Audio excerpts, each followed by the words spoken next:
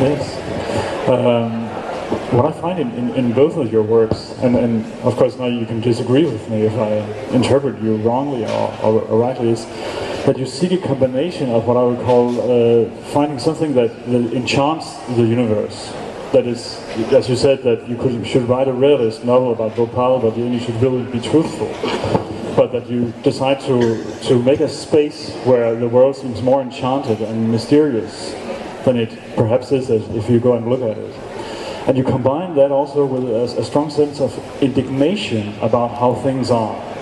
That so you insist on, and that was of course to bring it down in a very crude category, some kind of optimism that there is more to the world than meets the eye, there's more connections and things to be explored.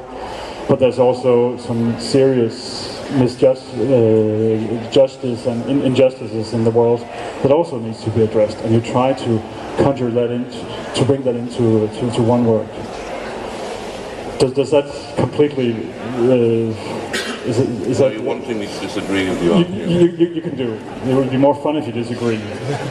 Perhaps not completely, but somewhat.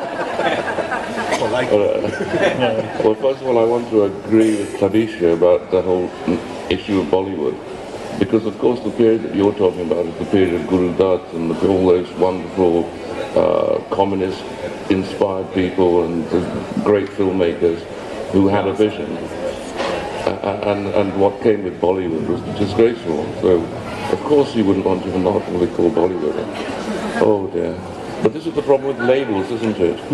This is why I said to you earlier that I would hope that before we started discussing what world literature is, that you would actually tell me what it is, because I have no idea, you see. And I asked Tabish, and he doesn't either, unless he's just trying to be nice to me in my ignorance. No, for one thing, I mean, you could ask the question, what is your audience? Well, where does in what literary history should your works end up? Well, I don't know.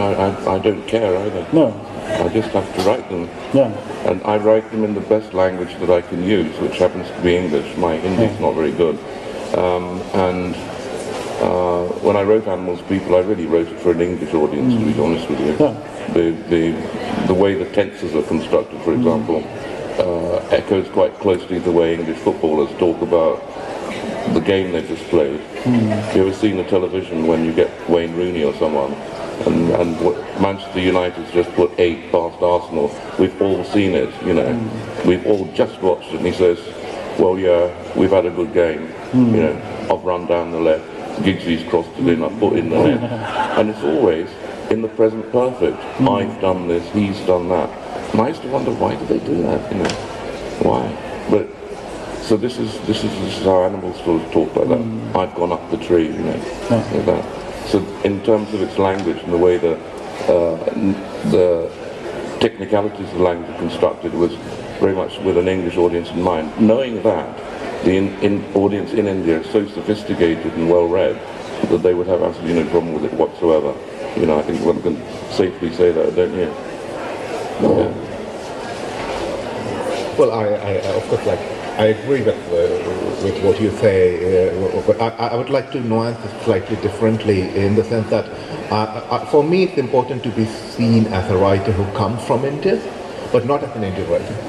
Because the moment people say Indian writer, they put into place a number of discourses, what it means to be an Indian writer, what you should write about, and all the rest. And that I don't want to be applied to me. I want to write about things I want to write about, that's it, as a writer. But on the other hand, it's also important for me to be seen as a writer from India, because I don't want to be confused with writers like Salman Rushdie or Hanif Qureshi or Kamila Shamshi. All of them are great writers, but they have a different trajectory. The way they entered international publishing was different. I grew up in a small town in India for the first 25 years of my life. Then I worked as a staff reporter in Delhi, and then I moved abroad. Okay? And for me, that is important. So again, like while I agree with Indra, for me it's also important to be seen as a writer who moved out of India for personal reasons by and large, and not to be seen as what Indian critics love to call people like me or people like Indra NRI writers, non-resident Indian writers, which is a nonsensical category, because you can have writers who have grown up in places like Delhi and Bombay who have no idea of what small towns in India might be like. Or even big cities in India.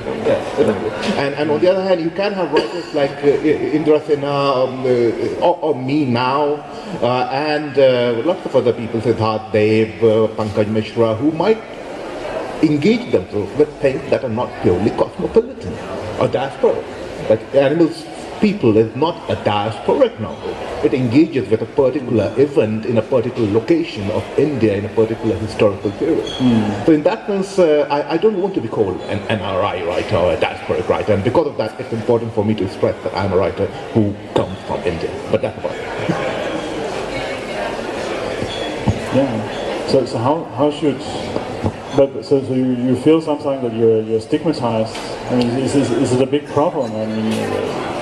It's irritating when someone will make assumptions like this book, they say Sinner's magic realist heritage. Because I don't have a magic realism heritage, you know, and there wasn't any magic realism in that book.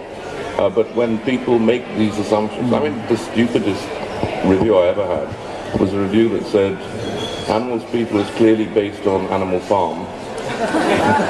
No. Animal Farm is an allegory. Yes. Animals People is not an allegory. No. Therefore it fails because it's not an allegory.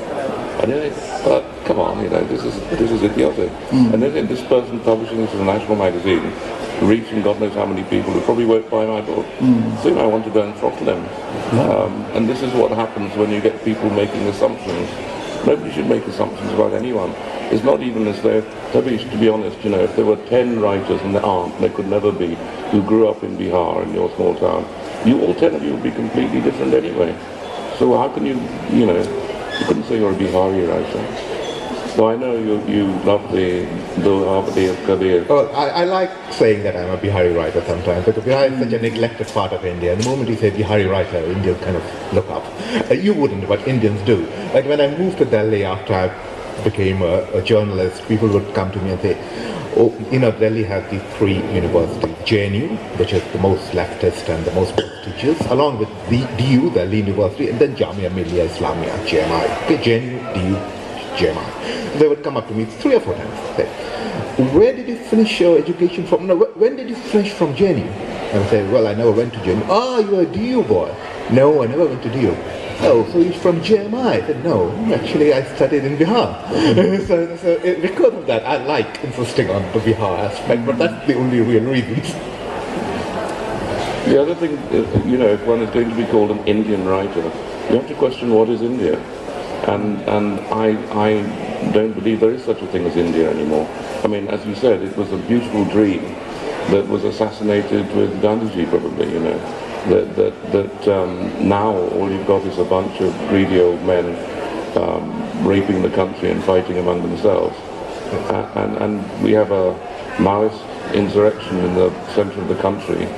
And quite honestly, I mean, it's hard not to feel sympathy for the Maoists and the tribals who are fighting with them, because how could you possibly be on the other side, you know? And when there was a verdict in the long-standing criminal case in the Bhopal issue last year, and I got approached to give my view on it. Now, in this verdict, all the Americans got away scot-free. Why? Because they never turned up in court. They didn't recognize the court, so nothing could be done to them. The Indian employees of the company were fined derisory amounts, like a total of, between 8 of them, I think they were fined $2,000 each or something. And this is to be shared between how many victims? 576,000. So it was a joke. And the media got hold of this and became all up in arms, the Indian media, because of the non-appearance of the Americans in court. And they said it was an insult to India, and it was a shame and all this. And this magazine asked me to write a piece about this, and I didn't want to do it. So what I do when I don't want to write a piece is I say, perhaps Animal will write it for you. So then if they agree to that, then Animal writes it, you see. So he wrote a piece about this journalist who put this to him that it was India's shame